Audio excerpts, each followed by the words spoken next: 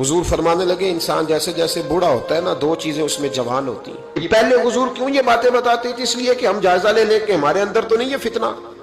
جیسے جیسے بوڑھا ہوتا ہے دو چیزیں جوان ہوتی ہیں. یا رسول اللہ صلی اللہ علیہ وسلم وہ کون سی؟ فرمائے ایک اس کا دل کرتا ہے سارا زمانہ مجھے پوچھ کے چلے، میری عزت کرے، وہ سمجھتا ہے کہ اب ہر آدمی مجھ سے پہلے پوچھے. اور دوسرا فرمایا جیسے جیسے بوڑھا ہوتا ہے اس کے اندر دولت کا لالچ بڑھتا جاتا ہے، اس کی ذمہ داریاں کم ہو رہی ہیں، پر اس کا وہ لالچ، وہ ہوس، وہ نشہ وہ اتر نہیں رہا.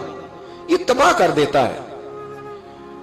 یہ قیدی ہے شخص جو دولت کا پجاری ہے، یہ قیدی ہے، یہ ختم نہیں ہوگا. نبی پاک صلی اللہ علیہ وسلم نے تفاخر کے لیے، غرور کے لیے، جمع کرنے کے لیے اور ایک دوسرے پر جتلانے کے لیے دولت اکٹھی کرنے سے منع فرمایا.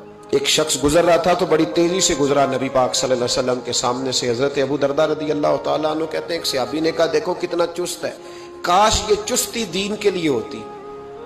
تو نبی پاک علیہ الصلوۃ والسلام نے فرمایا اگر یہ اپنے بچوں کی روزی کمانے کے لیے جا رہا ہے تو پھر بھی اللہ کے راستے میں ہی ہے. اگر یہ ماں باپ کی خدمت کے لیے جا رہا ہے روزی کمانے تو پھر بھی اللہ کے راستے میں ہے. تو حضور نے فرمایا اگر اس لیے جا رہا ہے کہ میں ذرا دوسروں سے دولت زیادہ جمع کر لوں تو پھر فرمایا یہ شیطان کے راستے میں، یہ پھر دین کے راستے میں.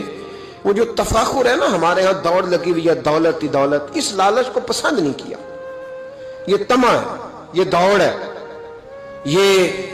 یہ انسانی خواہشات کا وہ سمندر ہے جو کبھی پور نہیں ہوتا. یہ وہ طلب ہے جو کبھی پوری، یہ وہ نشہ ہے جس سے انسان کبھی سیر نہیں ہوتا.